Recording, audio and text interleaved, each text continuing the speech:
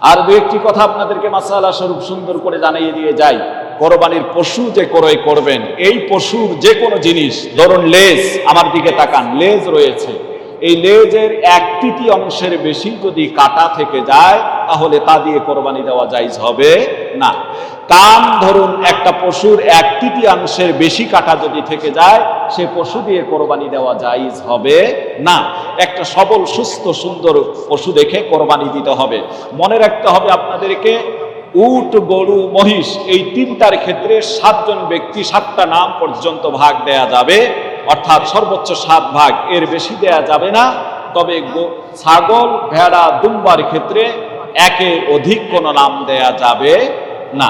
আমি গত জুমায় আপনাদেরকে বলেছিলাম যে উটের বয়স হতে হবে 5 বছর, গরু মহিষের বয়স হতে হবে পূর্ণ 2 বছর, ছাগলের বয়স হতে হবে 1 বছর, একদিন কম হলেও এর কোরবানি হবে না। এবং আপনার ভেড়া এবং দুম্বার ক্ষেত্রে শিথিলতা তখনই আছে, ভেড়া দুম্বারও বয়স হতে হবে 1 বছর। তবে কোনো ভেড়া এবং দুম্বা যদি 6, 7 মাস, 8 মাসের ভেড়া দুম্বা এত হিষ্টপিষ্ট হয়েছে যে 1 বছরই ভেড়া দুম্বার কাছে ছেড়ে দিলে সম পরিমাণ হয়ে যায়, সেক্ষেত্রে সেই ভেড়া এবং দুম্বা দিয়েও কোরবানি দেওয়া জায়েজ আছে। ছাগল কোনো ক্রমেই 1 বছরের নিচে দেওয়া জায়েজ হবে না।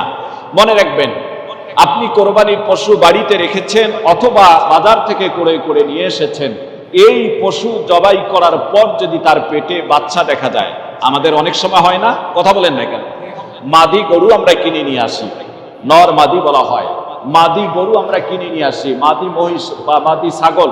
এবার জবাই করার পর আপনি যার কাছে ক্রয় করেছেন তিনি বলছেন এটা বানজা, এর পেটে কোনো বাচ্চা নেই, বাচ্চা হয় না, এবং আমরা একে কোনো বাচ্চা হওয়ার কোনো প্রক্রিয়া ব্যবহার করিনি, আমরা হতেও দেখিনি, এটা বানজাই, দীর্ঘদিন থেকে বাচ্চা হয় না।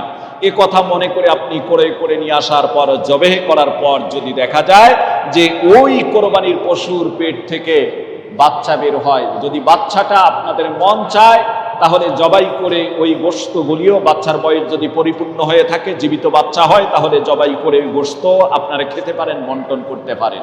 তবে যদি মন না চায় সেক্ষেত্রে ওই বাচ্চাটাকে বেঁচে রাখার চেষ্টা করবেন। বেঁচে থাকলে দুধ টুধ খাওয়ায় কোনো ক্রমে বেঁচে যদি যায়, সেক্ষেত্রে বাচ্চাটাকে পরিপূর্ণভাবে সদকা করে দিতে হবে। কি করে দিতে হবে ভাই? সদকা করে দিতে হবে। সদকা খাবে কারা? যারা যাকাত খাওয়ার উপযুক্ত, সদকা খাওয়ার উপযুক্ত, তাদেরকে এই গরুর বাচ্চাটা বা ওই কোরবানি পশুর বাচ্চাটাকে সদকা করে দিতে হবে। সেটা ছাগল হতে পারে, ভেড়া হতে পারে, দুম্বারও হতে পারে।